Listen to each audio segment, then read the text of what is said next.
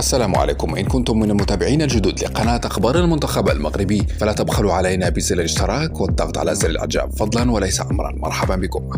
انتشرت على مواقع التواصل الاجتماعي لقطات لأول ميران تدريبي للدولي عز الدين أناحي المتعاقد أمس مع فريقه الجديد مارسيليا قادما إليه من فريق أونجي. بدأ أناحي سعيدا مع مدربه الجديد متفاعلا أمس بأول رد رسمي نشره على موقع التواصل الاجتماعي، الرد الذي كان صراحة مؤثرا.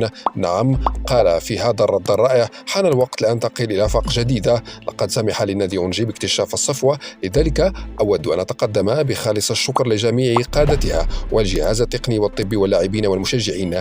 أتمنى لكم أن تقاتلوا من أجل ضمان البقاء ولا تنزلوا أيديكم أيها الإخوة.